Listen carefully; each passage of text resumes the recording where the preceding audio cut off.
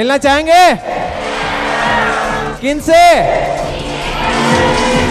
Icon of physics mister PK Goyal.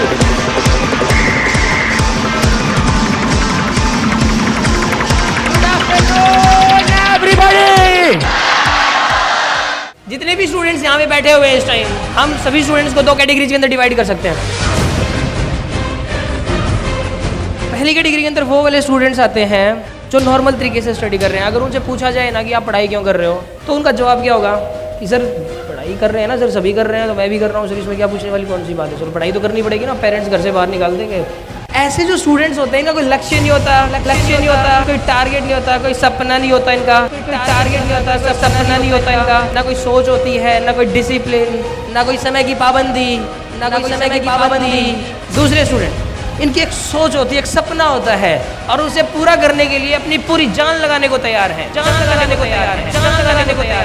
ऐसे जो students हैं, अगर उनसे पूछा जाए कि आप पढ़ाई क्यों कर रहे हो, तो उनका एक जवाब आएगा, मैं एक टॉप क्लास इंजीनियर बनना चाहता हूँ, एक टॉप क्लास डॉक्टर बनना चाहता हूँ।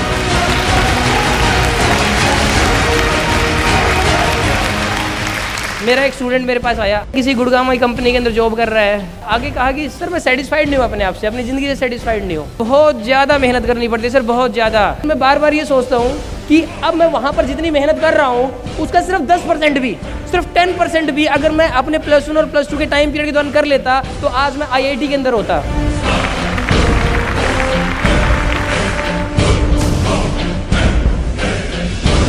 कोई भी स्टूडेंट जो हमारे टच के अंदर आएगा वो ऐसी गलती नहीं करेगा।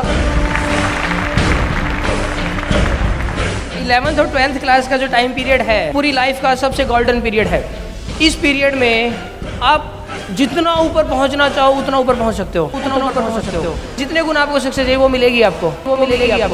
आप आज से 5 साल बाद या 6 साल बाद अगर आप ये सोचते हो कि मैं खूब मेहनत कर लूँ, मैं 24 घंटे में से ना 20 घंटे मेहनत करूँगा, कुछ नहीं होना चाहिए। आज आप लोगों के जो पेरेंट्स हैं अगर वो ये सोचेंगे चलो मैं 24 घंटे में से 20 घंटे मेहनत करता हूँ, क्या होगा?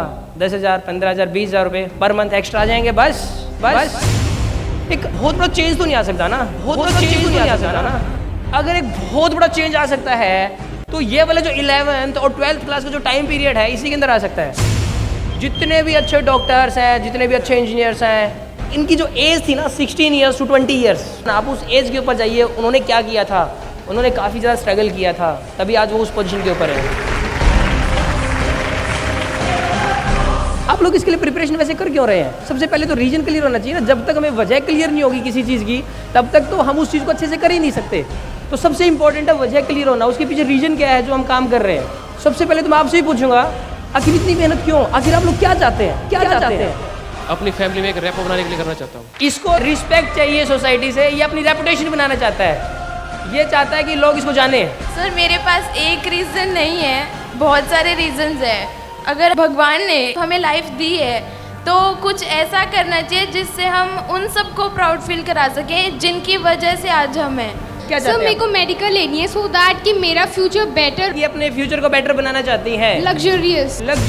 मेरा खुद का सपना है कि जब मैं चलूं तो सभी कहे देखो प्रिया चल रही है, यानी कि इसको रिस्पेक्ट चाहिए। Very good. तो सबसे पहले एक सपना बनाना पड़ेगा, एक टारगेट बनाना पड़ेगा। उस टारगेट को पूरा करने के लिए हमें स्टडी करनी है, ना कि हमें कोई ज़बरदस्ती पढ़ाई करनी है। लाइफ के अंदर दो चॉइसेस हैं। आप सक्सेसफुल लाइफ स्पेंड करना चाहते हैं या फिर एक अनसक्सेसफुल लाइफ स्पेंड करना चाह रहे हैं। अगर आपके अंदर जुनून है तो आप कुछ भी कर सकते हैं, काफ़ी सारे लोग ऐसे रहे हैं जो कुछ भी नहीं थे, जीरो, और सारी दुनिया ने उनको रिजेक्ट भी कर दिया था, लेकिन वो लोग अपनी जिद के ऊपर अड़े रहे और वो लगातार मेहनत करते रहे और एक दिन उन्होंने समाज को दिखा दिया कि हम कौन हैं।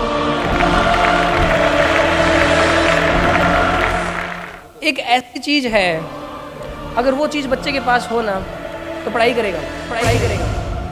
अगर स्टूडेंट को पढ़ने की एक वजह मिल जाए, करेगा वो वजह हो सकती है उसका सपना, उसको सपना लेना होगा बहुत बड़ा बनने का। सपने वो नहीं होते जो हम सोते हुए देखते हैं, सपने वो होते हैं जो हमें सोने ना दें।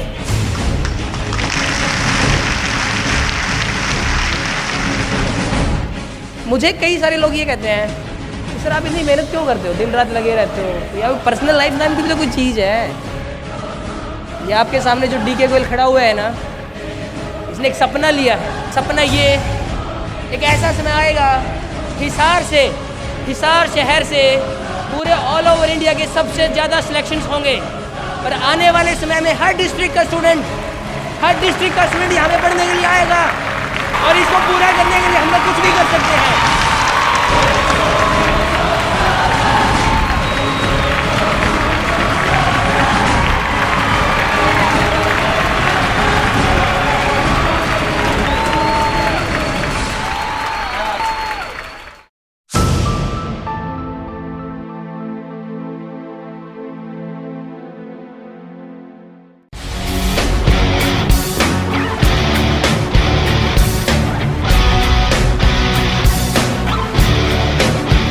What is 1D, 2D and 3D motion?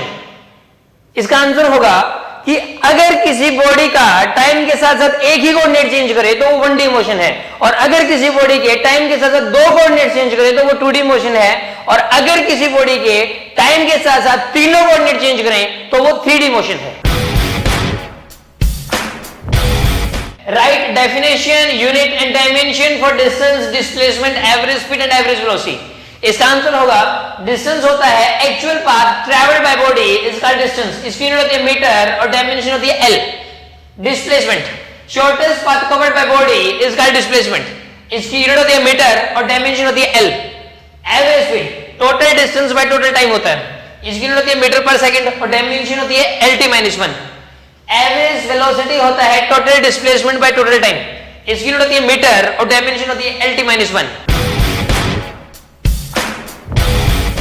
मान लिया जाए कि कोई बॉडी है, वो A से लेके C तक गई, उसको जो टोटल टाइम लगा उसके आधे टाइम तक वो V1 की कांस्टेंट स्पीड से जाती रही, और अगले आधे टाइम तक वो V2 की कांस्टेंट स्पीड से जाती रही।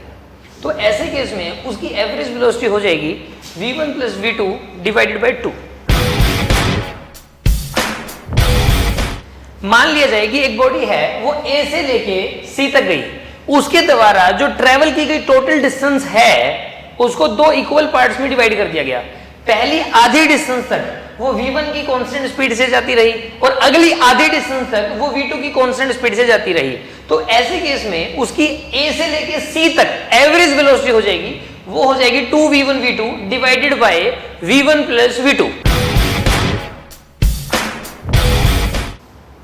एक बॉडी है, वो A से लेके C तक गई, उसको जो टोटल टाइम लगा उस टोटल टाइम को दो अनइक्वल पार्ट्स में डिवाइड कर दिया गया।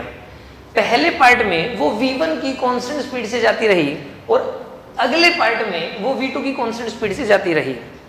इस केस में A से लेके C तक उसकी जो एवरेज वेलोसिटी हो जाएगी वो होगी V1 R1 + V2 R2 divided by R1 + R2। एक बॉडी है, वो A से लेके C तक गई, उसने जो टोटल डिस्टेंस कवर की है उस टोटल डिस्टेंस को दो अनइक्वल पार्ट्स में डिवाइड कर दिया गया। पहले पार्ट में वो कांस्टेंट स्पीड से चली V1 की स्पीड से, और अगले पार्ट में वो V2 की कांस्टेंट स्पीड से चली। ऐसे केस में उसकी एवरेज वेलोसिटी हो जाएगी A से लेके C तक की एवरेज वेलोसिटी, वो हो जाएगी R1 + R2 divided by R1 / V1 + R2 / V2। Is this possible that average velocity of a body in a time interval is 0, but instantaneous velocity on every instant of that time interval is non-zero? क्या ऐसा possible है कि एक body की एक time interval के दौरान average velocity तो जीरो है, एक टाइम इंटरवल में एवरेज वेलोसिटी तो जीरो है, लेकिन उस टाइम इंटरवल के दौरान हर इंस्टेंट पे इंस्टेंटेनियस वेलोसिटी नॉन जीरो है? इसका आंसर है यस। देखिए, मैं अपने मार्कर से एक मोशन करवा रहा हूं, और ये जो मोशन करेगा, इस मोशन की एवरेज वेलोसिटी तो जीरो होगी, लेकिन इस मोशन के दौरान हर इंस्टेंट पे इंस्टेंटेनियस वेलोसिटी नॉन जीरो होगी। मेरा मार्कर यहां से शुरू हुआ और यहीं पे खत्म हो गया। इसका मतलब ये हुआ कि इसकी डिस्प्लेसमेंट जीरो थी, तो एवरेज वेलोसिटी भी जीरो थी, लेकिन इसके हर इंस्टेंट पे इसकी इंस्टेंटेनियस वेलोसिटी नॉन जीरो थी। मार्कर कभी भी नहीं रुका बीच में, तो हम कह सकते हैं कि हर इंस्टेंट पे इसकी इंस्टेंटेनियस वेलोसिटी नॉन जीरो थी।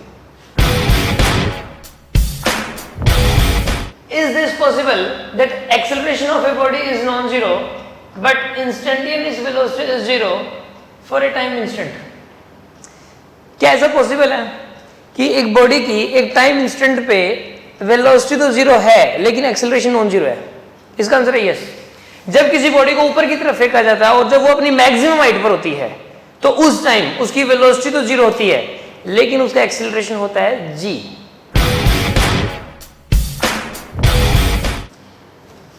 Is this possible that acceleration of a body is non-zero but instantaneous velocity is zero for a time interval? Question ये है कि क्या ऐसा पॉसिबल है कि एक टाइम इंटरवल के दौरान एक्सेलरेशन तो नॉन जीरो है लेकिन इंस्टेंटेनियस वेलोसिटी हर टाइम जीरो है? इसका आंसर है नॉट पॉसिबल, क्योंकि अगर एक्सेलरेशन होगा तो वेलोसिटी तो उसके अंदर आएगी ही आएगी। क्वेश्चन है speedometer of the vehicles measures what? Instantaneous velocity और एवरेज वेलोसिटी। क्वेश्चन ये है कि जो व्हीकल्स होते हैं उनका स्पीडोमीटर क्या मेजर करता है, इंस्टेंटेनियस वेलोसिटी या फिर एवरेज वेलोसिटी? तो इसका आंसर है instantaneous velocity. Right 4 equations of straight line motion. Straight line motion की 4 इक्वेशन लिखिए। इसका आंसर है, पहली इक्वेशन होती है v equal to u plus a t, second equation होती है s equal to u t plus half a t square, और थर्ड इक्वेशन होती है v square equal to u square plus 2as, और फोर्थ इक्वेशन होती है sn equal to u plus a by 2 into 2n minus 1। When a ball is thrown upward, then how its velocity changes during upward motion and downward motion? यानी कि question ये है कि अगर किसी भी बॉल को अगर ऊपर की तरफ फेंक दिया जाए तो उसकी वेलोसिटी ऊपर जाने पर किस प्रकार से चेंज होगी और नीचे आने पर किस प्रकार से चेंज होगी। तो इसका आंसर ये है कि जब भी किसी बॉल को ऊपर की तरफ फेंका जाएगा तो उसकी वेलोसिटी हर सेकंड बाद 10 मीटर पर सेकंड डिक्रीज हो जाएगी, और जब वो नीचे की तरफ आएगी तो उसकी वेलोसिटी हर सेकंड बाद 10 मीटर पर सेकंड इंक्रीज हो जाएगी। जैसे कि अगर एक बॉल को ऊपर की तरफ फेंका जाए 40 मीटर पर सेकंड से, तो उसकी वेलोसिटी 1 सेकंड बाद हो जाएगी 30 मीटर पर सेकंड ऊपर की तरफ, फिर 1 सेकंड बाद 20 मीटर पर सेकंड ऊपर की तरफ, फिर 1 सेकंड के बाद 10 मीटर पर सेकंड ऊपर की तरफ, और फिर 1 सेकंड बाद उसकी वेलोसिटी जीरो हो जाएगी, और उसके बाद फिर वो नीचे आएगी। तो जब उसकी स्पीड जीरो थी तो उसके 1 सेकंड बाद उसकी स्पीड 10 मीटर पर सेकंड नीचे की तरफ होगी, फिर 1 सेकंड बाद 20 मीटर पर सेकंड नीचे की तरफ होगी, फिर 1 सेकंड बाद 30 मीटर पर सेकंड नीचे की तरफ होगी, और फिर 1 सेकंड बाद 40 मीटर पर सेकंड नीचे की तरफ होगी। इस प्रकार ऊपर जाने पर हर 1 सेकंड में 10 मीटर पर सेकंड वेलोसिटी घट जाती है, और नीचे आते दौरान हर सेकंड में 10 मीटर पर सेकंड वेलोसिटी बढ़ जाती है।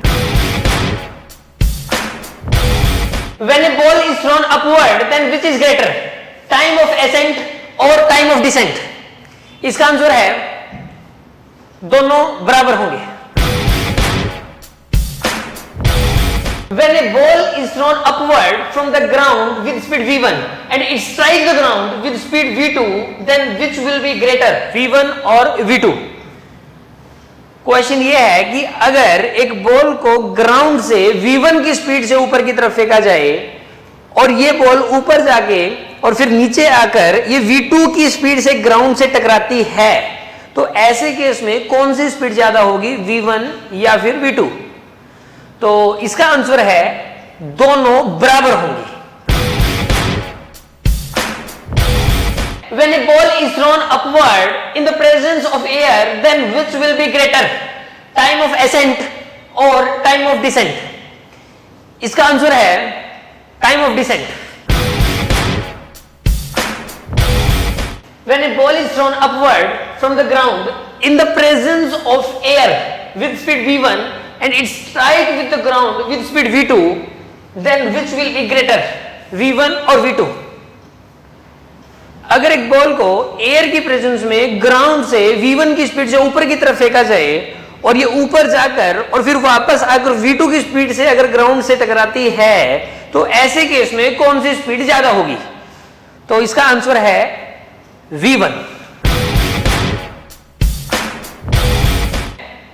A ball is thrown upward at t equal to 0 and it lies at a particular height at two different timings, t1 and t2. What is the relation between t1, t2 and time of flight of the body? Question ये है कि एक body को ऊपर की तरफ फेंक दिया गया t इक्वल टू 0 पे और ये किसी पर्टिकुलर हाइट पर है t1 टाइम पे और t2 टाइम पे। तो ये बताइए t1, t2 और इस बॉडी का जो टाइम ऑफ फ्लाइट होगा उसमें क्या रिलेशन होगा? तो इसका आंसर है time of flight will be equal to t1 plus t2। A ball is thrown upward with speed u. What is the distance traveled by it in the first second, in the second second and in the third second? Question ये है कि एक ball को u की speed से ऊपर फेंक दिया गया, आपको ये बताना है कि ये पहली सेकंड में कितना डिस्टेंस ट्रेवल करेगी और दूसरी सेकंड में कितना डिस्टेंस ट्रेवल करेगी और थर्ड सेकंड में कितना डिस्टेंस कवर करेगी। तो इसका आंसर ये है कि पहली सेकंड में जो डिस्टेंस ट्रेवल होगा उसकी वैल्यू हो जाएगी u-5, दूसरी सेकंड में जो डिस्टेंस ट्रेवल होगी उसकी वैल्यू हो जाएगी u-15 और जो थर्ड सेकंड में डिस्टेंस ट्रेवल होगी उसकी वैल्यू हो जाएगी u-25। यानी कि अगर एक बॉल को 40 मीटर पर सेकंड से ऊपर की तरफ फेंक दिया जाए तो जो पहली सेकंड में डिस्टेंस ट्रेवल होगी उसकी वैल्यू हो जाएगी 35, दूसरी सेकंड में जो डिस्टेंस ट्रेवल होगी उसकी वैल्यू हो जाएगी 25 और थर्ड सेकंड में जो डिस्टेंस ट्रेवल होगी उसकी वैल्यू हो जाएगी 15 और फोर्थ सेकंड में जो डिस्टेंस ट्रेवल होगी उसकी वैल्यू हो जाएगी 5। A body is just released from a large height at t equal to 0. What is the distance traveled by it in the first second, second second and the third second? Question ये है कि एक ball को किसी height से छोड़ दिया गया, ये पहली सेकंड में कितना डिस्टेंस ट्रेवल करेगी, दूसरी सेकंड में कितना डिस्टेंस ट्रेवल करेगी और थर्ड सेकंड में कितना डिस्टेंस ट्रेवल करेगी। तो इसका आंसर ये है कि ये बॉल फर्स्ट सेकंड में डिस्टेंस ट्रेवल करेगी 5 मीटर, दूसरी सेकंड में डिस्टेंस ट्रेवल करेगी 15 मीटर और थर्ड सेकंड में डिस्टेंस ट्रेवल करेगी 25 metre. A body is just released from a height. What is its velocity after traveling h distance?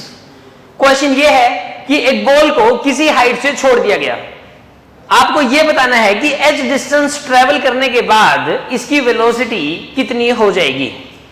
तो इसका आंसर है √2gh।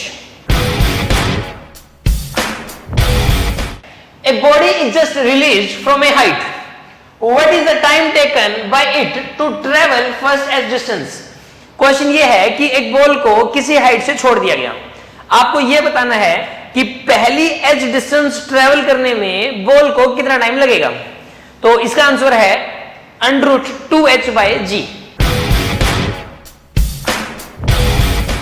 A body have initial speed 0 and uniform acceleration. If distance traveled by it in the first t time is s, then what is the distance traveled by it in the next t time? अगर एक body है उसकी initial speed 0 है और वो uniform acceleration से move कर रही है और अगर वो पहले टी टाइम में s डिस्टेंस ट्रेवल कर लेती है तो अगले टी टाइम में कितना डिस्टेंस ट्रेवल करेगी? इसका आंसर है 3s।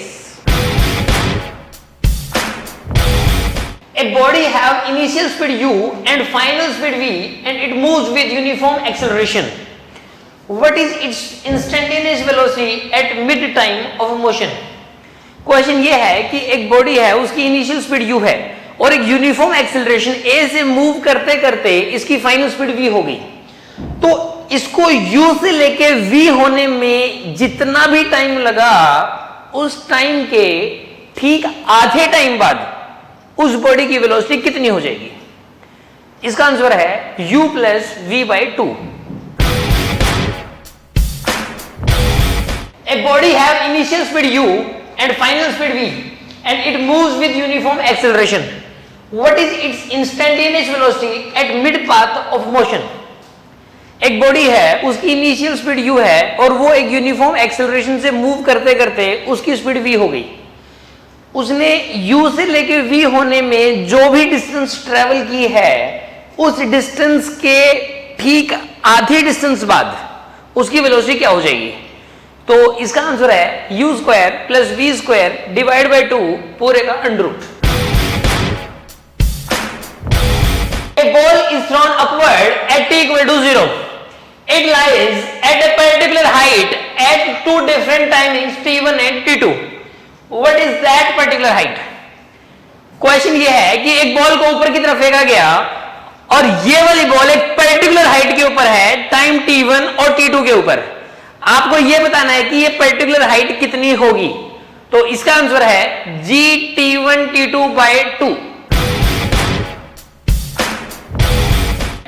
Ball A is thrown upward at t equal to 0 from the ground and it lies at a particular height at two different timings t1 and t2 and another ball B is just released from that particular height. What is the time taken by ball B to reach the ground? Question ये है कि एक ball A है उसको ऊपर की तरफ फेंका गया और वो एक पर्टिकुलर हाइट के ऊपर है टाइम t1 और t2 पे। अगर उस पर्टिकुलर हाइट से एक दूसरी बॉल बी को जस्ट रिलीज कर दिया जाए तो उस बॉल बी को ग्राउंड तक पहुंचने में कितना टाइम लगेगा। तो इसका आंसर है root t1 t2। A body have initial speed u and it moves with some retardation and stops after traveling distance s. If its initial speed is nu and it moves with same retardation, then after traveling how much distance it will stop? यानी कि question ये है कि अगर एक body है उसकी initial speed u है और उसकी स्पीड किसी कांस्टेंट रेट से घट रही है, यानी कि उसके पास एक यूनिफॉर्म रिटार्डेशन है और वो s डिस्टेंस ट्रेवल करने के बाद रुक जाती है। तो अगर उसकी इनिशियल स्पीड nu होती और उसके पास सेम रिटार्डेशन होता तो कितनी डिस्टेंस ट्रेवल करने के बाद वो रुकती? तो इसका आंसर है n²s। If a body A जो कि एक हैवी बॉडी है and a body B जो कि एक लाइट बॉडी है, both are released from some height, then which one will reach first to the ground? Question ये है कि अगर दो बॉडीज एक हैवी है और एक लाइट है, दोनों को सेम हाइट से और सेम टाइम पे छोड़ दिया जाए तो ऐसे केस में कौन सी बॉडी पहले पहुंचेगी? तो इसका आंसर है कि दोनों इकट्ठे ही पहुंचेंगे।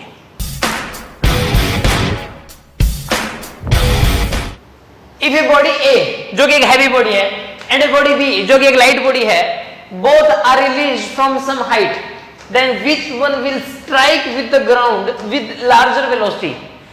अगर दो बॉडीज हैं, एक हैवी है और एक लाइट है, दोनों को सेम हाइट से और सेम टाइम पे छोड़ दिया गया, तो ऐसे केस में आपको यह बताना है कि कौन सी बॉडी ग्राउंड से ज्यादा स्पीड से टकराएगी।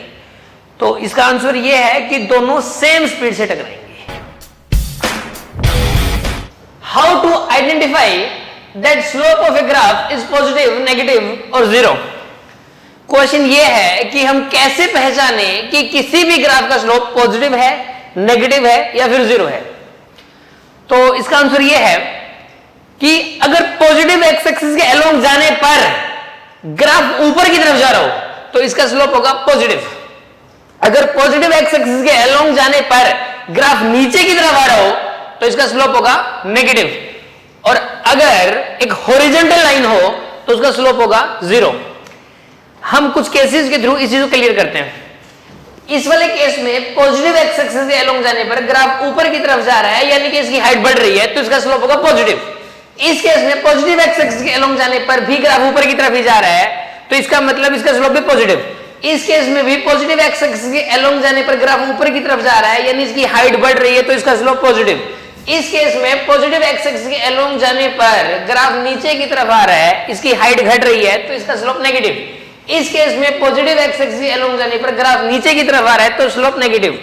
इस केस में भी पॉजिटिव एक्स एक्सिस के अलोंग जाने पर ग्राफ नीचे की तरफ आ रहा है, तो स्लोप नेगेटिव। इस वाले केस में एक हॉरिजॉन्टल लाइन है, तो इस लाइन का स्लोप होगा जीरो।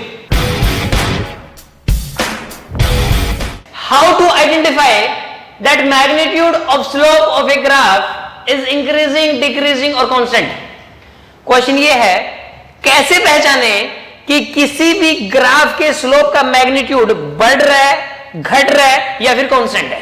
इसका आंसर ये है कि अगर पॉजिटिव एक्स एक्सिस के अलोंग जाने पर ग्राफ हॉरिजॉन्टल से वर्टिकल होने की कोशिश करे तो इसका मतलब उसका स्लोप बढ़ रहा है, और अगर पॉजिटिव एक्स एक्सिस के अलोंग जाने पर ग्राफ वर्टिकल से हॉरिजॉन्टल होने की कोशिश करे तो इसका मतलब उसका स्लोप घट रहा है, और अगर पॉजिटिव एक्स एक्सिस के अलोंग जाने पर ग्राफ स्ट्रेट लाइन बने तो इसका मतलब उसका स्लोप कांस्टेंट है। हम इसको कुछ केसेस के थ्रू समझते हैं, जैसे कि इस केस में पॉजिटिव एक्स एक्सिस के अलोंग जाने पर ग्राफ हॉरिजॉन्टल से वर्टिकल होने की कोशिश कर रहा है, इसका मतलब इसके स्लोप का मैग्नीट्यूड बढ़ रहा है, और इस वाले केस के अंदर स्ट्रेट लाइन है इसलिए इसका स्लोप कांस्टेंट है।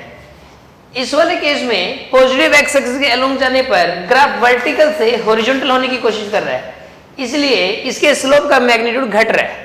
इस केस में हॉरिजॉन्टल से वर्टिकल होने की कोशिश कर रहा है, इसलिए इसके स्लोप का मैग्नीट्यूड बढ़ रहा है।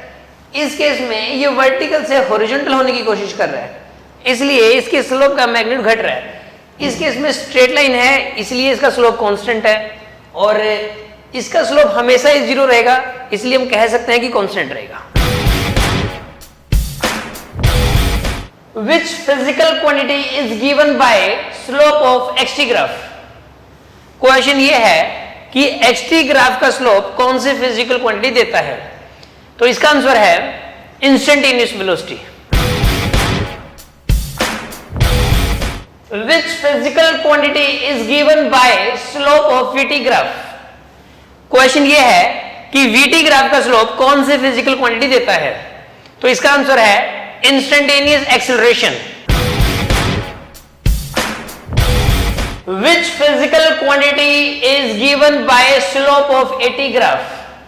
क्वेश्चन ये है कि at ग्राफ का स्लोप कौन सी फिजिकल क्वांटिटी देता है, तो इसका आंसर है कोई फिजिकल क्वांटिटी नहीं देता। Which physical quantity is given by slope of Vx graph? Vx graph के स्लोप से हमें कौन सी फिजिकल क्वांटिटी मिलती है, तो इसका आंसर है ratio of acceleration and velocity. Which physical quantity is given by area under xt graph? Question ये है कि xt ग्राफ के अंडर का एरिया कौन से फिजिकल क्वांटिटी देता है, तो इसका आंसर ये है कि कुछ नहीं देता। Which physical quantity is given by area under vt graph? Question ये है कि vt ग्राफ के अंडर का एरिया कौन से फिजिकल क्वांटिटी देता है, तो इसका आंसर है displacement. Which physical quantity is given by area under at graph? Question ये है कि at ग्राफ के अंडर का एरिया कौन सी फिजिकल क्वांटिटी देता है, तो इसका आंसर है change in velocity. Which physical quantity is given by height of xt graph? Question ये है कि xt ग्राफ की हाइट से कौन सी फिजिकल क्वांटिटी मिलती है, तो इसका आंसर है displacement. Which physical quantity is given by height of vt graph? Question ये है कि vt ग्राफ की हाइट से कौन सी फिजिकल क्वांटिटी मिलती है, तो इसका आंसर है velocity. Which physical quantity is given by height of at graph? at graph की हाइट से कौन सी फिजिकल क्वांटिटी मिलती है, तो इसका आंसर है acceleration. A body lies at rest at position x equal to x naught. Draw its xt graph. देखिए question है कि एक बॉडी है वो t इक्वल टू 0 पे x equal to x naught पर है रेस्ट में, और वो हमेशा रेस्ट में ही रह रही है, हमेशा ही वो रेस्ट में ही रह रही है। हमें उसका xt ग्राफ ड्रॉ करना है, तो देखिए इसका ग्राफ ऐसा होगा।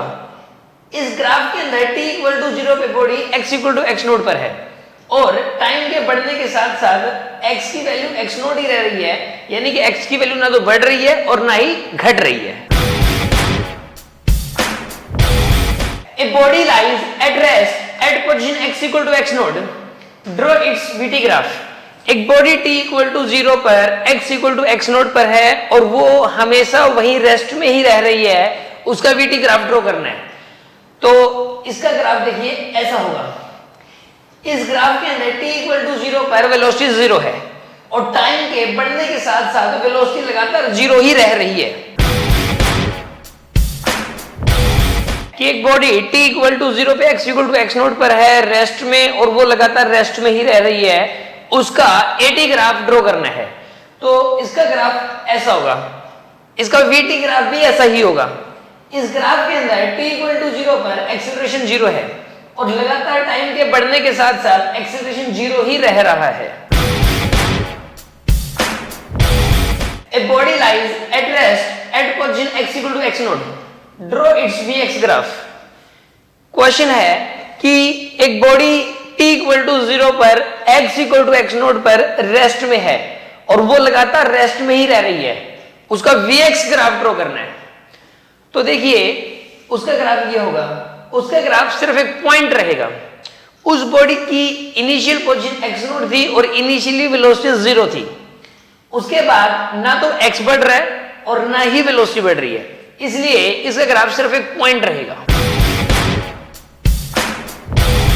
A body lies at rest at position x equal to x0. Draw its Ax graph. Question ये है कि एक बॉडी t इक्वल टू 0 पर x इक्वल टू x0 पर रेस्ट में है और वो लगातार वहां पर रेस्ट में ही रह रही है, उसका Ax ग्राफ ड्रॉ करना है। तो देखिए इसका ग्राफ ऐसा होगा, इसका ग्राफ सिर्फ एक पॉइंट ही रहेगा। उसकी इनिशियल पोजीशन x0 थी और इनिशियल एक्सेलरेशन 0 था। उसके बाद ना तो x बढ़ा और ना ही a बढ़ा, इसलिए उसका ग्राफ सिर्फ एक पॉइंट ही रहेगा।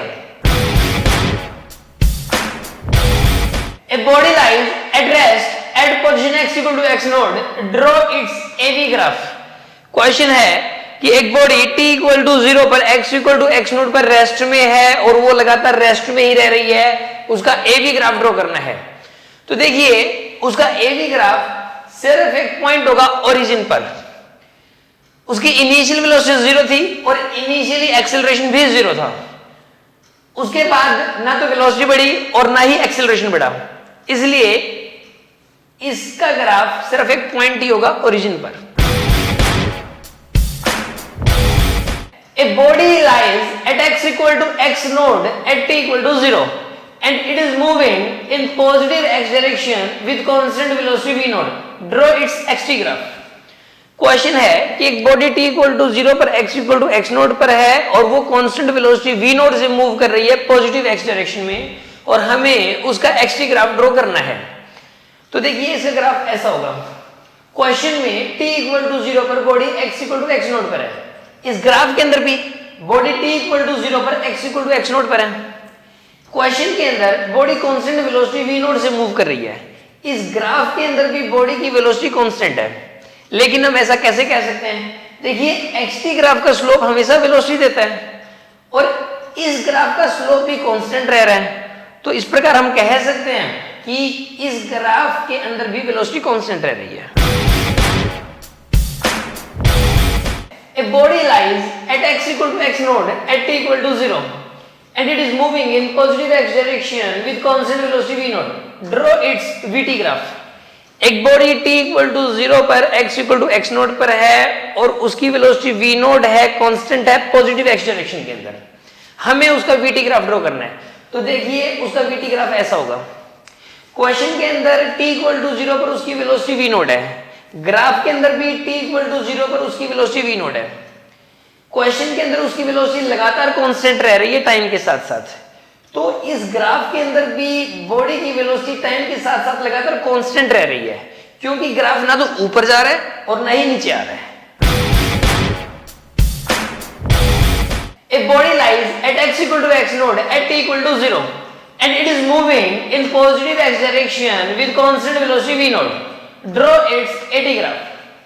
क्वेश्चन है कि एक बॉडी t इक्वल टू 0 पर x equal to x node पर है और उसकी वेलोसिटी कांस्टेंट है v naught in the positive x direction. हमें उसका AT ग्राफ ड्रॉ करना है। तो देखिए इसका ग्राफ ऐसा होगा। t इक्वल टू 0 पर उसका एक्सेलरेशन 0 है, तो इस ग्राफ के अंदर भी t इक्वल टू 0 पर एक्सेलरेशन 0 है। क्वेश्चन के अंदर लगातार उसका एक्सेलरेशन 0 रह रहा है क्योंकि वेलोसिटी कांस्टेंट है, तो इस ग्राफ के अंदर भी टाइम के साथ साथ एक्सेलरेशन लगातार जीरो रह रहा है। A body lies at x equal to x node at t equal to 0 and it is moving in positive x direction with constant velocity v node. Draw its vx graph. Question है कि एक body t equal to 0 पर x equal to x node पर है और उसकी velocity constant है v node in the positive x direction और हमें उसका vx ग्राफ ड्रॉ करना है। तो देखिए इसका vx ग्राफ ऐसा होगा। क्वेश्चन के अंदर बॉडी की इनिशियल पोजीशन x नोड है और इनिशियल वेलोसिटी v नोड है। यही इस ग्राफ के अंदर भी दिखाई दे रहा है कि इसकी इनिशियल पोजीशन x नोड है और इनिशियल वेलोसिटी v नोड है।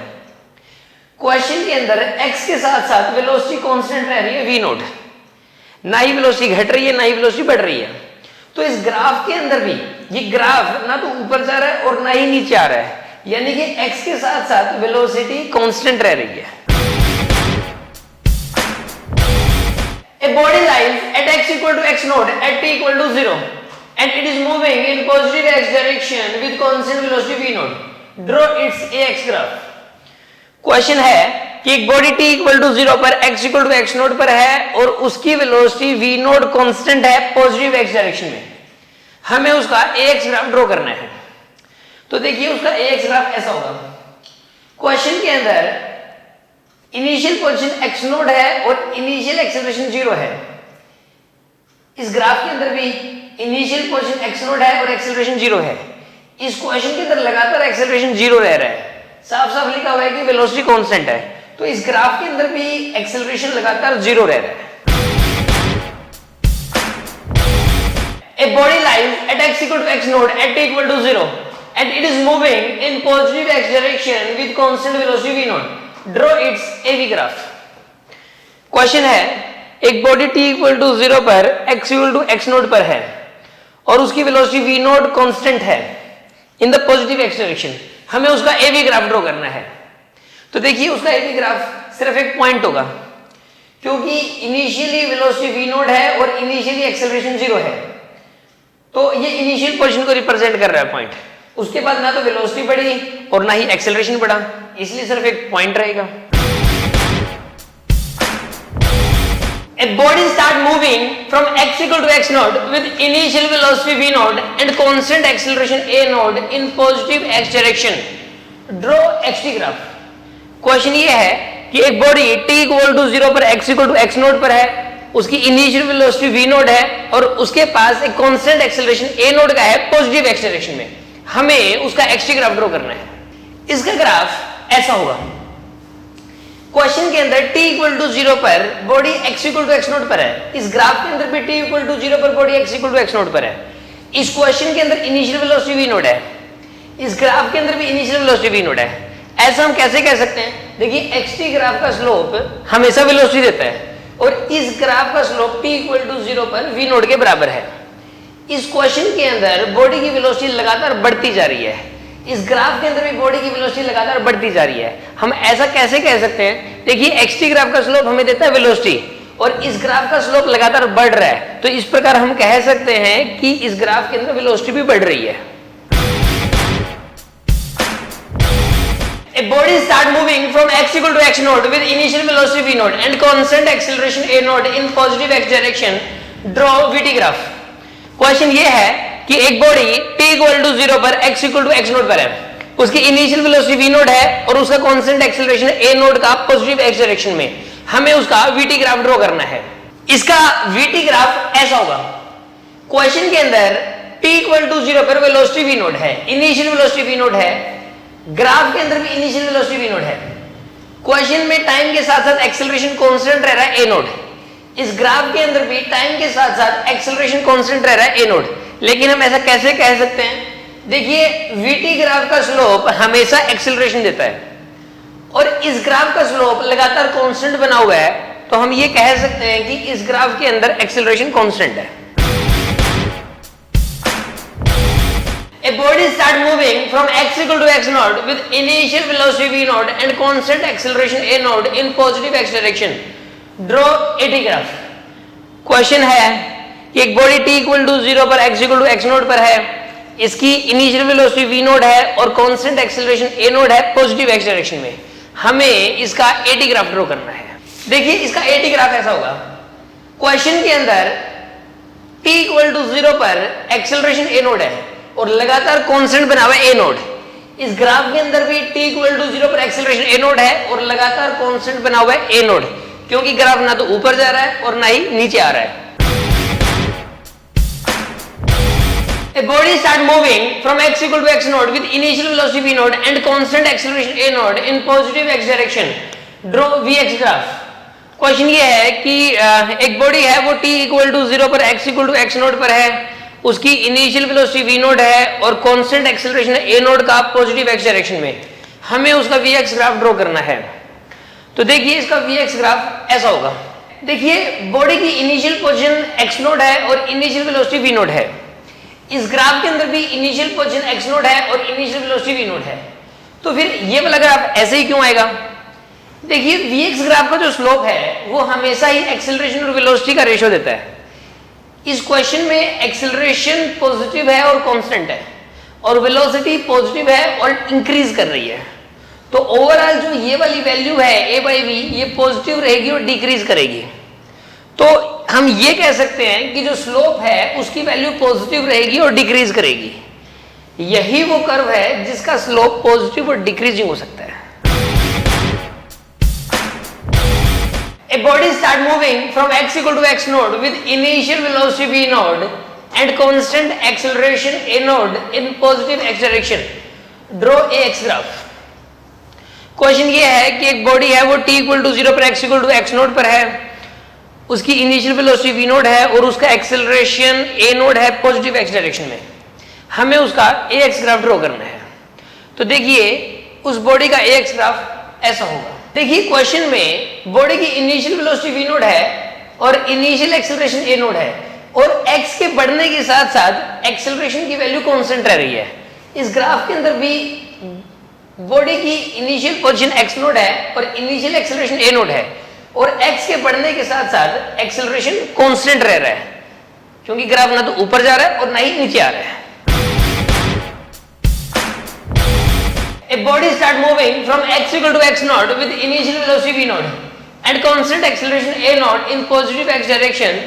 Draw AV graph. क्वेश्चन ये है कि एक बॉडी t इक्वल टू 0 पर x equal to x node पर है, उसकी इनिशियल वेलोसिटी v नोड है और एक्सेलरेशन कांस्टेंट है a नोड का पॉजिटिव x डायरेक्शन में। हमें उसका AV ग्राफ ड्रॉ करना है।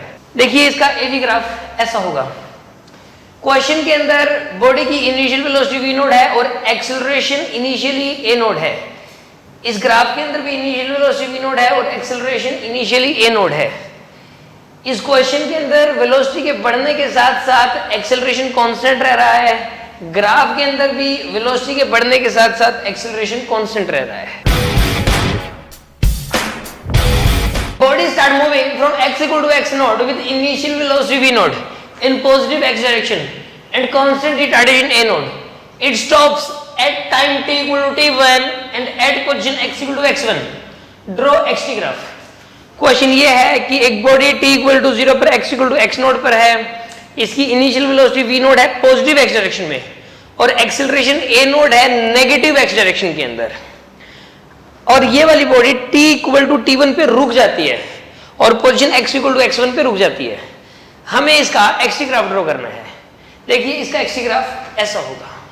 क्वेश्चन में t इक्वल टू 0 पर body x equal to x node पर है, इस ग्राफ में भी t इक्वल टू 0 पर body x equal to x node पर है।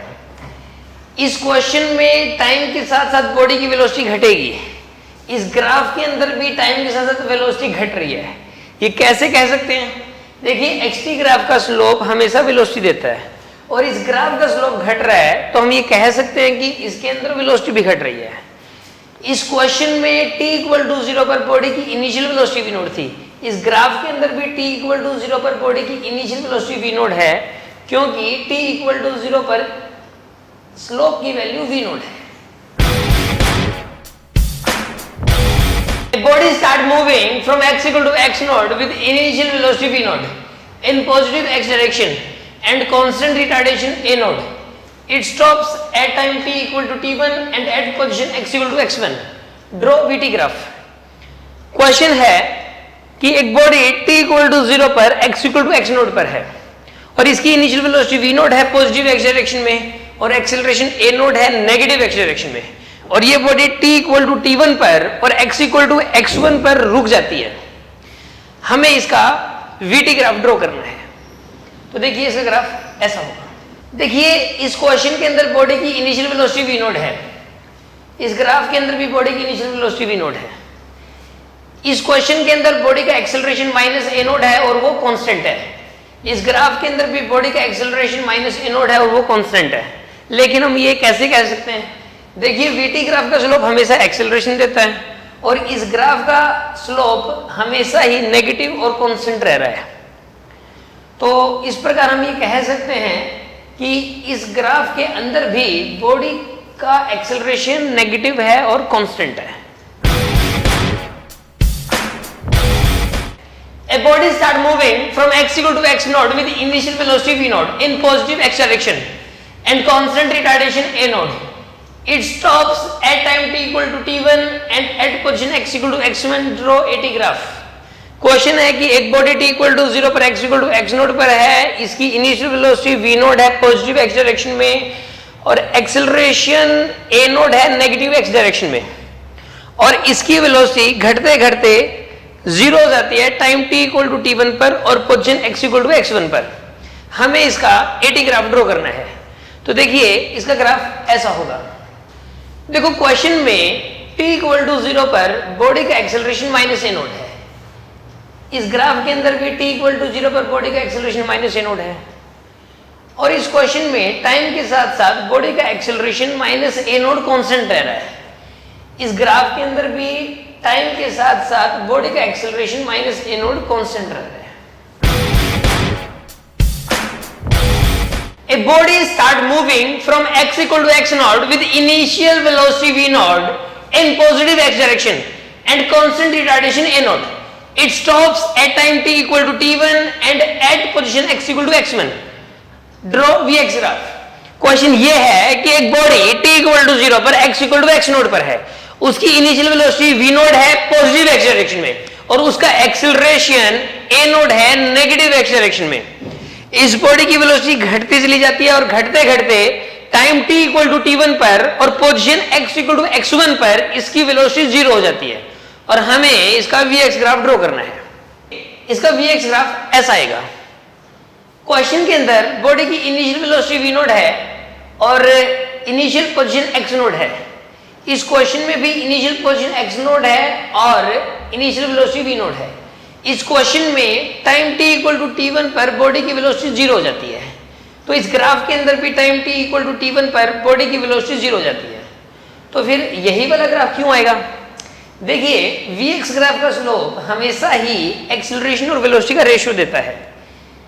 यहां पर इस क्वेश्चन में एक्सेलरेशन नेगेटिव है और कांस्टेंट रह रहा है और वेलोसिटी की वैल्यू पॉजिटिव है और वो डिक्रीज कर रही है। तो यानी कि ये वाली ओवरऑल वैल्यू नेगेटिव रहेगी और इंक्रीज करेगी। इसका मतलब जो स्लोप है वो नेगेटिव रहेगा और इंक्रीज करेगा। यही वो कर्व है जिसका स्लोप नेगेटिव है और इंक्रीजिंग है। A body start moving from x equal to x naught with initial velocity v naught in positive x direction and constant retardation a naught. It stops at time t equal to t1 and at position x equal to x1 draw ax graph. Question ये है कि एक body t equal to 0 पर x equal to x naught पर है, उसकी initial velocity v naught है positive x direction में और उसका एक्सेलरेशन a नोट है नेगेटिव x डायरेक्शन में। उस बॉडी की वेलोसिटी घटते घटते वो t इक्वल टू t1 पर और position x equal to x1 पर रुक जाती है। हमें उसका ax ग्राफ ड्रॉ करना है। तो देखिए उसका ax ग्राफ ऐसा होगा। देखो क्वेश्चन के अंदर बॉडी का initial acceleration minus a naught है, यहां पर भी इसके अंदर भी बॉडी का initial acceleration minus a naught है। क्वेश्चन के अंदर पोजीशन के साथ साथ एक्सेलरेशन की वैल्यू माइनस a नोट है और वो कांस्टेंट रह रही है। इस ग्राफ के अंदर भी x के बढ़ने के साथ साथ एक्सेलरेशन की वैल्यू माइनस a नोट रह रही है और वो कांस्टेंट है। A body start moving from x equal to x naught with initial velocity v naught in positive x direction and constant retardation a naught. It stops at time t t equal to t1 and at position x equal to x1 draw AV graph.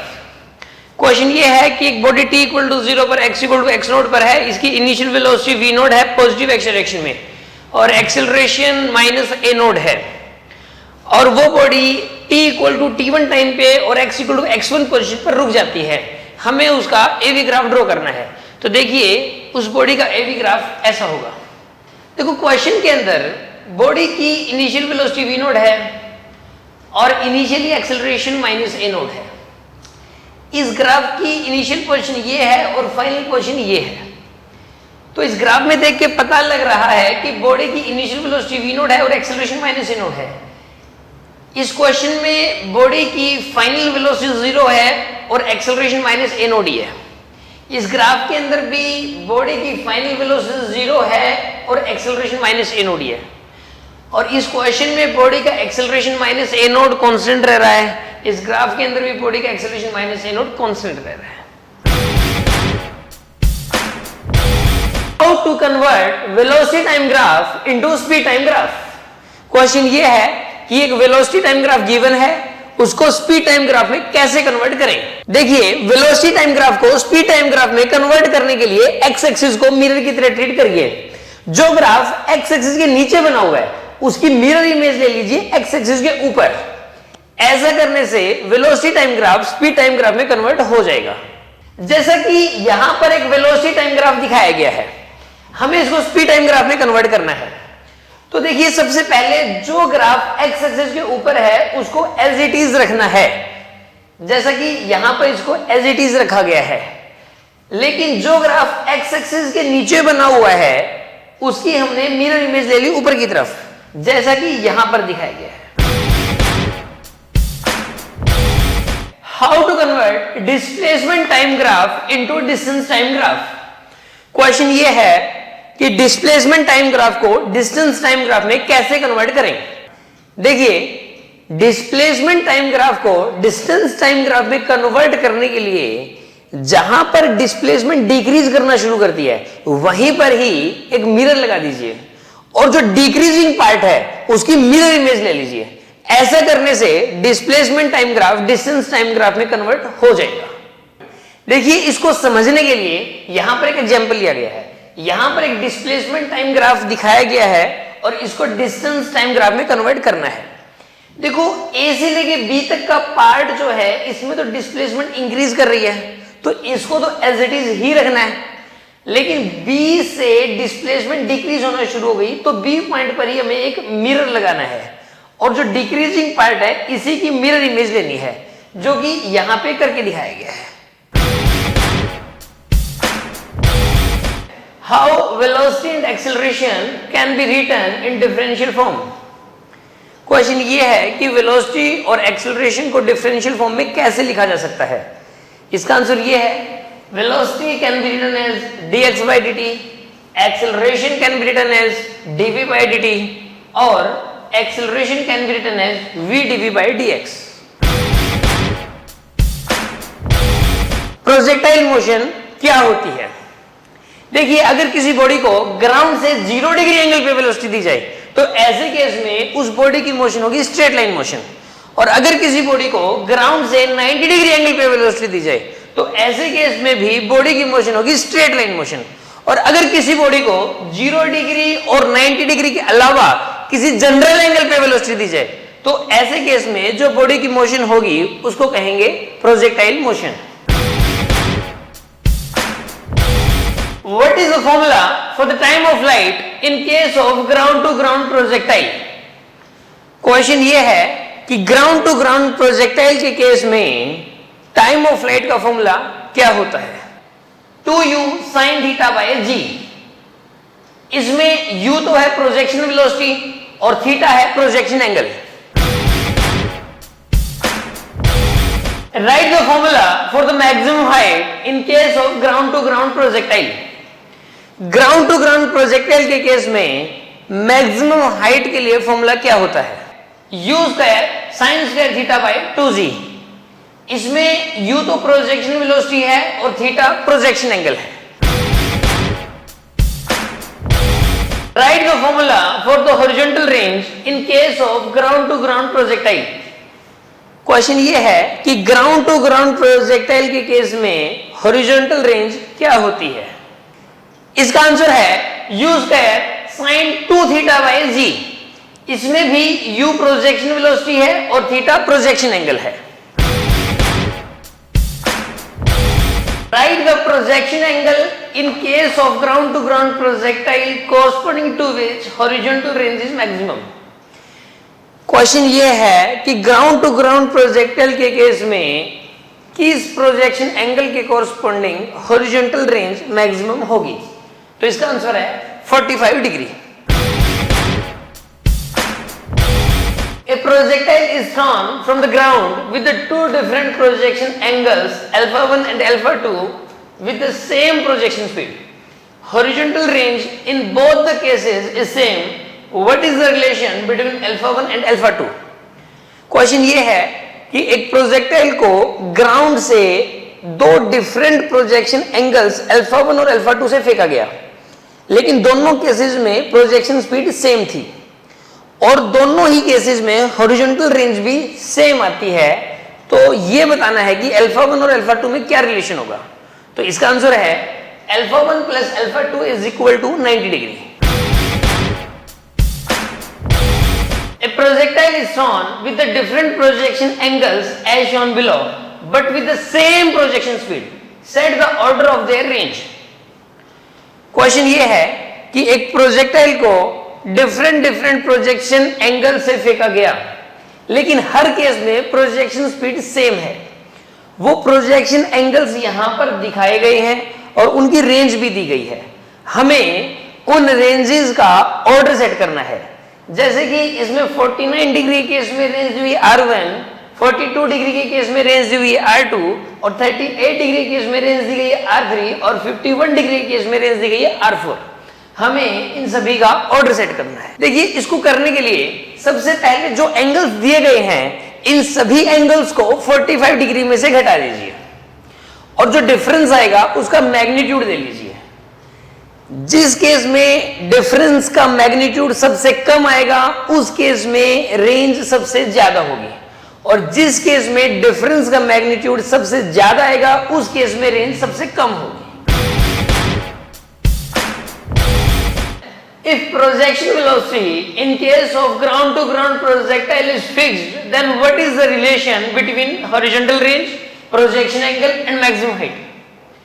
अगर ground to ground projectile के case में projection velocity को fix कर दिया जाए तो ऐसे case के अंदर हॉरिजॉन्टल रेंज, मैक्सिमम हाइट और प्रोजेक्शन एंगल में क्या रिलेशन होगा। तो इसका आंसर है r tan theta is equal to 4h। What is the projection angle in case of a ground to ground projectile if horizontal range and maximum height are equal? Question ये है कि एक projectile को किस projection angle से फेंकें कि horizontal range और मैक्सिमम हाइट बराबर आ जाए। तो इसका आंसर है theta is equal to 10 inverse 4। What is the path of one projectile with respect to another projectile? Question है कि एक प्रोजेक्टाइल के रिस्पेक्ट में दूसरे प्रोजेक्टाइल का पाथ कैसा होगा। तो इसका आंसर है straight line path. If a projectile is thrown with initial kinetic energy Ke and projection angle theta, then what is the kinetic energy at maximum height? Question ये है कि अगर एक प्रोजेक्टाइल को प्रोजेक्शन एंगल थीटा से और initial kinetic energy Ke से फेंका जाए तो उसकी मैक्सिमम हाइट के ऊपर कितनी काइनेटिक एनर्जी होगी। तो इसका आंसर है Ke cos square theta. What is the equation of trajectory in case of a ground to ground projectile? Question ये है कि ग्राउंड टू ग्राउंड प्रोजेक्टाइल के केस में इक्वेशन ऑफ ट्रैजेक्टरी क्या होती है। तो इसका आंसर है y equal to x tan theta minus gx square upon 2u square cos square theta. इसमें x है x coordinate of the projectile, y है y coordinate of the projectile और u है प्रोजेक्शन वेलोसिटी और theta है projection angle. If the two balls are thrown in opposite direction with velocity v1 and v2 from the same height and at the same time instant as shown in figure, then after how much time their velocity vectors will be perpendicular to each other? Question ये है कि दो balls को horizontally project किया गया opposite directions में, same height से और सेम टाइम इंस्टेंट पे, वेलोसिटी v1 से और दूसरी बॉल वेलोसिटी v2 से। आपको यह बताना है कि कितने टाइम बाद इन दोनों के वेलोसिटी वेक्टर एक दूसरे के परपेंडिकुलर होंगे। तो इसका आंसर है √v1 v2 divided by g। In a ground to ground projectile motion, if the projection velocity is made n times, then what will be the effect on time of flight, maximum height and range? Question ये है कि अगर ground to ground projectile motion के case में projection velocity को n times कर दिया जाए, तो ऐसे केस में time of flight, maximum height और रेंज पे क्या इफेक्ट पड़ेगा? तो इसका आंसर ये है कि time of flight n times हो जाएगा, maximum height n square times हो जाएगी और हॉरिजॉन्टल रेंज भी n स्क्वायर टाइम्स हो जाएगी। If a projectile is drawn from bottom to top in case of an inclined plane having angle of inclination beta, then what will be the retardation of ball? Question ये है कि एक inclined plane है जिसका angle of inclination है beta और एक ball को बॉटम से फेंका गया। आपको यह बताना है कि उस बॉल का अलोंग द इंक्लाइंड प्लेन क्या रिटार्डेशन होगा और perpendicular to the inclined plane क्या रिटार्डेशन होगा। तो इसका आंसर है कि along the inclined plane g sin beta and perpendicular to the inclined plane g cos beta. What must be the angle of projection of a ball with the ground in case of an inclined plane having angle of inclination beta? Question ये है कि एक inclined plane है जिसका angle of inclination beta है, उसकी bottom से एक बॉल को फेंका गया। आपको यह बताना है कि उस बॉल को ग्राउंड के साथ कितना एंगल बनाते हुए फेंकें कि रेंज मैक्सिमम आ जाए। तो इसका आंसर है 45 degree plus beta. A ball is drawn on inclined plane having angle of inclination beta with the projection angles alpha1 and alpha2. What must be the relation between alpha1 and alpha2 to get the same range in both the cases? Note करके लिखा हुआ है alpha1 and alpha2 are the angles with the ground। Question ये है कि एक inclined plane है जिसका एंगल ऑफ इंक्लिनेशन बीटा है।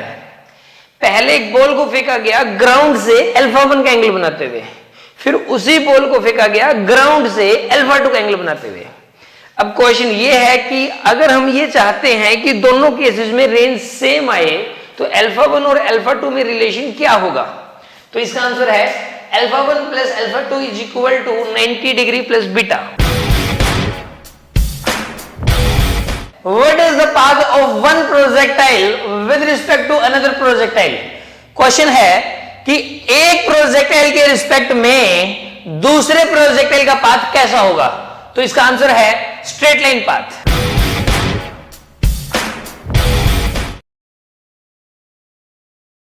If a projectile is thrown with initial kinetic energy Ke and projection angle theta, then what is the kinetic energy at maximum height?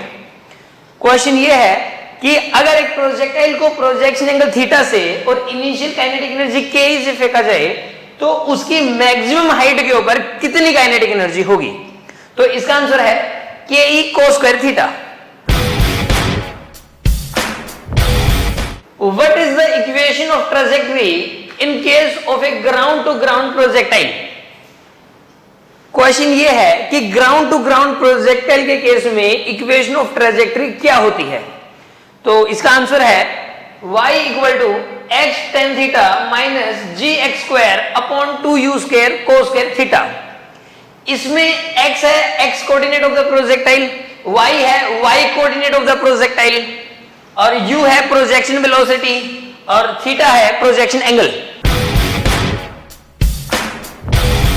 If the two balls are thrown in opposite direction with velocity v1 and v2 from the same height and at the same time instant as shown in figure, then after how much time their velocity vectors will be perpendicular to each other?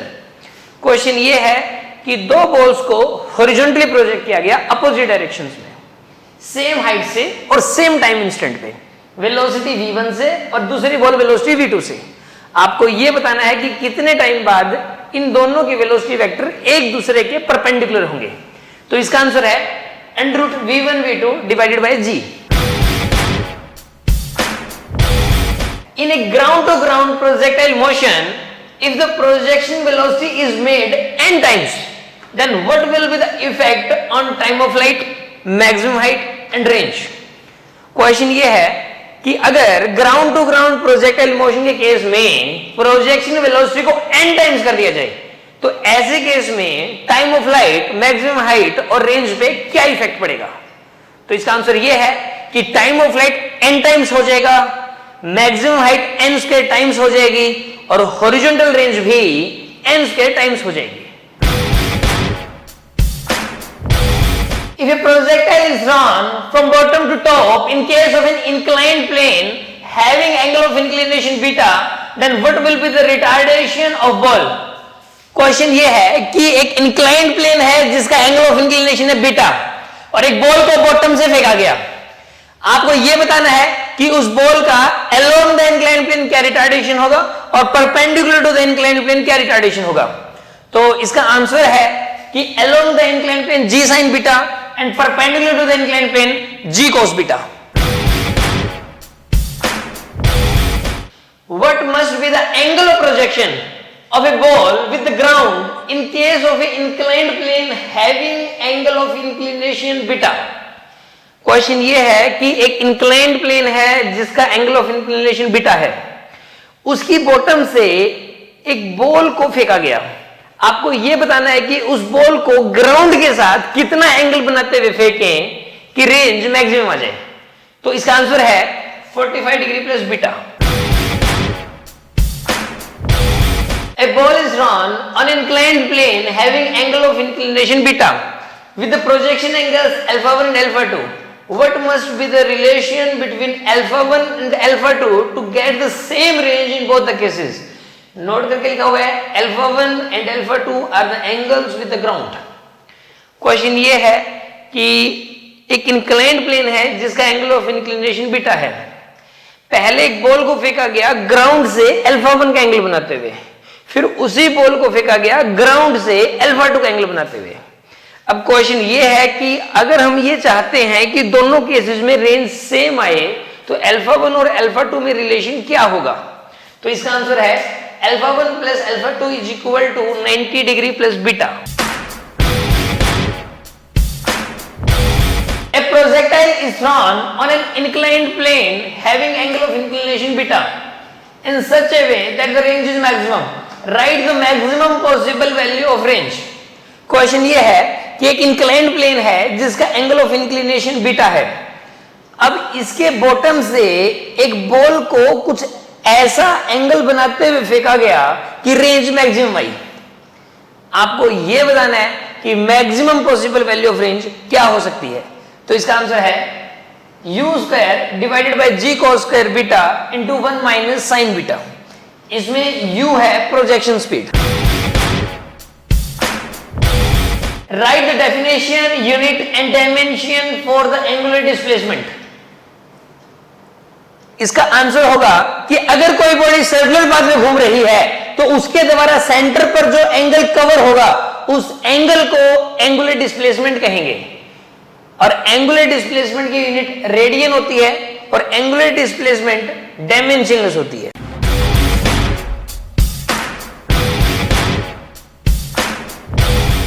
Right definition, unit and dimension for angular velocity. इसका answer होगा कि अगर कोई body circular path में घूम रही है तो उसका टाइम के रिस्पेक्ट में rate of change of angular displacement जो होगा उसे ही एंगुलर वेलोसिटी कहेंगे। एंगुलर वेलोसिटी को d थीटा बाय dt लिखा जा सकता है और इसकी यूनिट होती है रेडियन पर सेकंड और इसकी डायमेंशन होती है t-1। Right definition, unit and dimension for angular acceleration. इसका आंसर होगा कि अगर कोई बॉडी सर्कुलर पाथ में घूम रही है तो टाइम के साथ साथ जो उसका rate of change of angular velocity होगा उसे ही एंगुलर एक्सेलरेशन कहेंगे। एंगुलर एक्सेलरेशन को D omega by D T लिखा जा सकता है और इसकी यूनिट होती है रेडियन पर सेकंड स्क्वायर और इसकी डायमेंशन होती है t-2। Write relation between angular displacement and tangential displacement during circular motion. इसका आंसर होगा स्केलर फॉर्म में लिखा जा सकता है S equal to R into theta. इसमें S है टेंजेंशियल डिस्प्लेसमेंट, R है रेडियल डिस्टेंस और थीटा है एंगुलर डिस्प्लेसमेंट। और वेक्टर फॉर्म में लिखा जा सकता है vector S equal to vector theta cross vector R। Write relation between angular velocity and tangential velocity during circular motion. इसका आंसर होगा स्केलर फॉर्म में लिखा जा सकता है v equal to r omega. इसमें v है टेंजेंशियल वेलोसिटी, r है रेडियल डिस्टेंस और ओमेगा है एंगुलर वेलोसिटी। और इसको वेक्टर फॉर्म में लिखा जा सकता है vector v is equal to vector omega cross vector r। Write relation between angular acceleration and tangential acceleration during circular motion. इसका आंसर होगा स्केलर फॉर्म में लिखा जा सकता है a is equal to r alpha.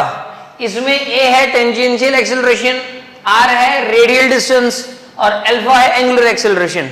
और इसको वेक्टर फॉर्म में लिखा जा सकता है vector a equal to vector alpha cross vector r। Write angular velocity and angular acceleration in differential form. इसका आंसर होगा omega can be written as d theta by dt, alpha can be written as d omega by dt and alpha can also be written as omega into d omega by d theta. Right, four equations of circular motion. इसका answer होगा omega final equal to omega initial plus alpha t, theta equal to omega initial t plus half alpha t square. Third equation है omega final square equal to omega initial square plus 2 alpha theta. और fourth equation है theta n equal to omega initial plus alpha by 2 into 2n minus 1। In uniform circular motion tangential velocity of body remains constant और variable. Question ये है कि अगर कोई body uniform circular motion में है तो उसकी टेंजेंशियल वेलोसिटी कांस्टेंट होगी या फिर वेरिएबल होगी। तो इसका आंसर है कि वेरिएबल होगी, क्योंकि उसकी वेलोसिटी की डायरेक्शन हर इंस्टेंट पे चेंज होगी। ए पोजीशन पर वेलोसिटी की डायरेक्शन इस तरफ होगी, बी पोजीशन पर वेलोसिटी की डायरेक्शन इस तरफ होगी और सी पोजीशन पे वेलोसिटी की डायरेक्शन नीचे की तरफ होगी। तो इस प्रकार हम कह सकते हैं कि टेंजेंशियल वेलोसिटी की डायरेक्शन हर इंस्टेंट पे वेरिएबल होगी, इसलिए टेंजेंशियल वेलोसिटी भी वेरिएबल होगी। In case of accelerated circular motion, what is the angle between angular velocity and angular acceleration? Question ये है कि अगर कोई बॉडी एक्सेलरेटेड सर्कुलर मोशन के अंदर है तो उसकी एंगुलर वेलोसिटी और एंगुलर एक्सेलरेशन के बीच का एंगल क्या होगा? तो इसका आंसर है 0 degree. In case of retarded circular motion, what is the angle between angular velocity and angular acceleration? Question ये है कि रिटार्डेड सर्कुलर मोशन के अंदर एंगुलर वेलोसिटी और एंगुलर एक्सेलरेशन के बीच का एंगल क्या होता है? तो इसका आंसर है 180 degree. In case of circular motion what is the angle between angular displacement and angular velocity? Question ये है कि सर्कुलर मोशन के केस में एंगुलर डिस्प्लेसमेंट और एंगुलर वेलोसिटी के बीच का एंगल क्या होगा? तो इसका आंसर है always 0 degree. In case of circular motion, what is the angle between radial vector and tangential velocity vector of a body? Question ये है कि अगर कोई बॉडी सर्कुलर पाथ में घूम रही है तो उसके रेडियल वेक्टर और टेंजेंशियल वेलोसिटी वेक्टर के बीच का एंगल क्या होगा?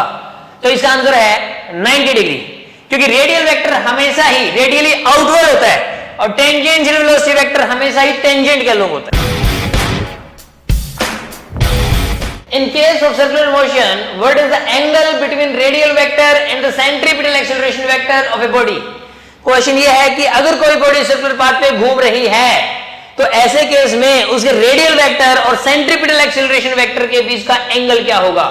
तो इसका आंसर है ऑलवेज 180 डिग्री, क्योंकि रेडियल वेक्टर हमेशा ही रेडियली आउटवर्ड होता है और सेंट्रीपिटल एक्सीलरेशन वेक्टर हमेशा ही रेडियली इनवर्ड होता है।